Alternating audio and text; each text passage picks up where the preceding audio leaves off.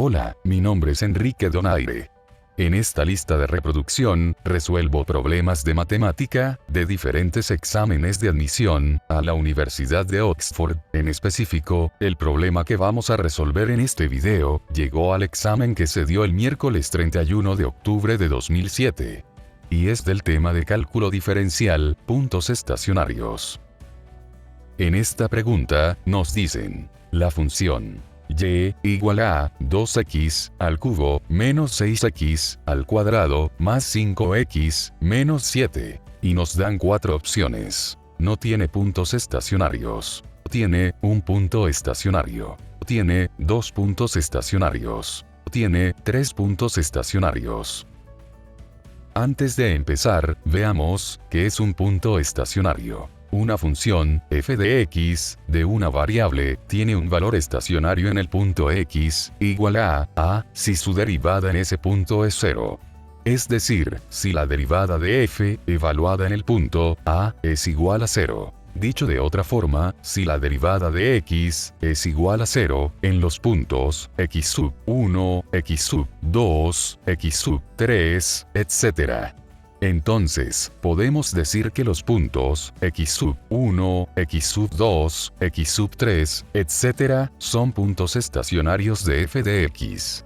Geométricamente, esto significa que, la gráfica de la función tiene pendiente nula en el punto estacionario. Es decir, la recta tangente, a la gráfica, es horizontal. En el punto estacionario. Por ejemplo, en el tramo de la gráfica de la función seno, que puedes ver. Hay 3 puntos, para los cuales, la recta tangente a la gráfica de la función seno, es horizontal. Es decir, la pendiente de la recta tangente, en estos puntos, es igual a 0. A cada uno de estos 3 puntos, le corresponde un punto, en el eje de abscisas, estos últimos, son los puntos estacionarios. Nota que en realidad, la función seno tiene infinitos puntos estacionarios.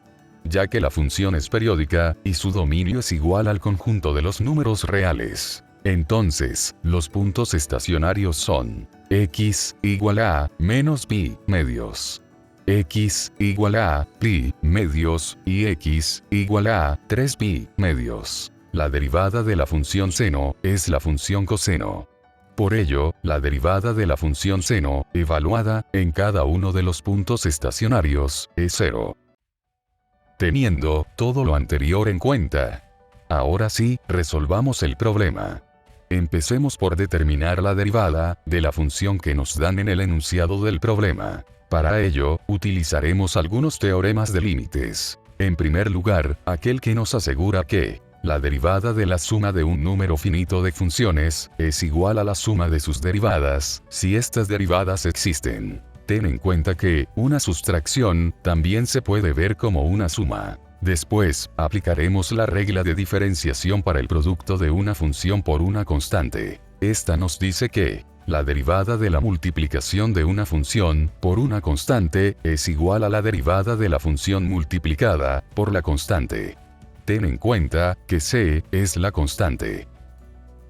Ahora, usaremos la regla de diferenciación de la función potencia, para potencias con exponentes enteros positivos. Esta nos basta, porque, la función, y, es un polinomio, es decir, los exponentes de las variables son números enteros positivos.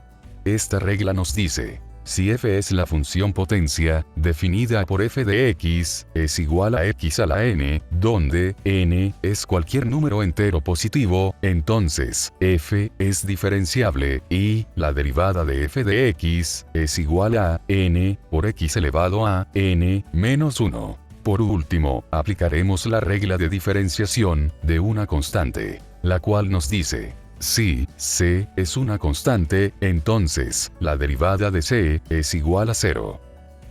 Hemos hallado que la derivada de la función que nos dan, en el enunciado del problema es 6x al cuadrado menos 12x más 5. Ahora, pasemos a hallar la cantidad de puntos estacionarios. Para ello, empezaremos por igualar la derivada que acabamos de hallar a 0, ya que la derivada, evaluada en los puntos estacionarios, debe ser igual a 0. De esta manera, hemos obtenido una ecuación cuadrática. cuyas raíces podemos hallar usando la fórmula cuadrática.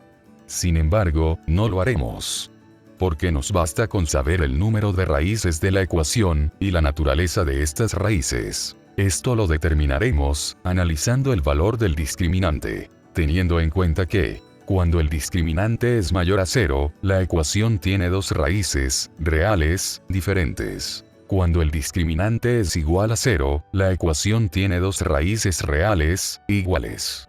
Es decir, la ecuación solo tiene una solución. Y, cuando el discriminante es negativo, la ecuación tiene dos raíces complejas y conjugadas.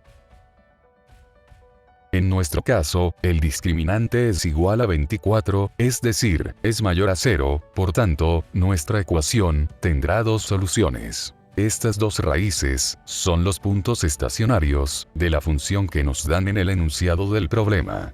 Por tanto, la respuesta correcta es la alternativa C. Con esto, hemos finalizado el problema.